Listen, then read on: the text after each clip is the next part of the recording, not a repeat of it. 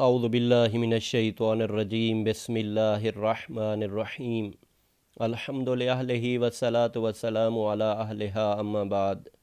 میں آج آپ کے سامنے 13 رجب المرجب کی شب کی نماز، 14 رجب المرجب اور 15 رجب المرجب کی شب کی نماز بیان کروں گا کہ جو انتہائی مختصر نماز ہے۔ 13 رجب کی شب میں 2 رکعت نماز ہے، 14 رجب کی شب میں 4 رکعت اور 15 رجب کی شب میں 6 رکعت نماز ہے۔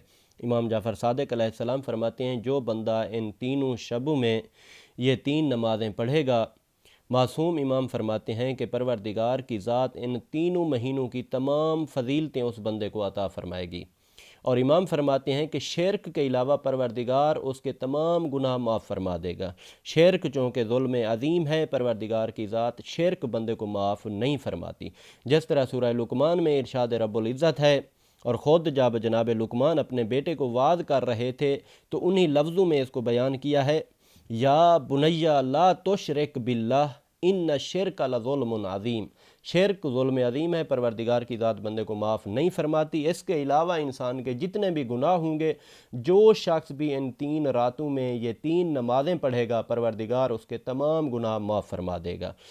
تو ان نمازوں کو آپ نے کس طرح پڑھنا ہے؟ 13 کی شب میں آپ نے 2 رکعت نماز پڑھنی ہے۔ اس میں آپ نے سورہ الحمد کے بعد سورہ یاسین، پھر سورہ ملک اور سورہ اخلاص کی تلاوت کرنی ہے، اور دوسری رکعت میں بھی آپ نے اسی طرح تینوں صورتوں کو تلاوت کرنا ہے سورہ حمد کے بعد۔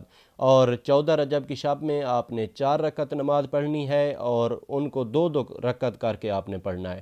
ان میں بھی آپ نے انہی صورتوں کی تلاوت کرنی ہے، سورہ الحمد کے بعد سورہ یاسین، پھر سورہ ملک اور سورہ اخلاص۔ آپ نے یہ 4 رکعت نماز پڑھنی ہے، اور 15 رجب کی شب میں آپ نے 6 رکعت نماز پڑھنی ہے، اس کو بھی آپ نے 2 رکعت کر کے پڑھنا ہے، اور اسی ترتیب کے ساتھ آپ نے یہ 6 رکعت نماز پڑھنی ہے 2 رکعت کر کے۔ اور 13، 14 اور 15 کے دنوں میں روزہ رکھنے کی بہت زیادہ تاکید ہے، اور جو شخص عمل جناب داؤد بجا لانا چاہتا ہے اس کے لیے بھی ضروری ہے کہ وہ ان دنوں میں روزہ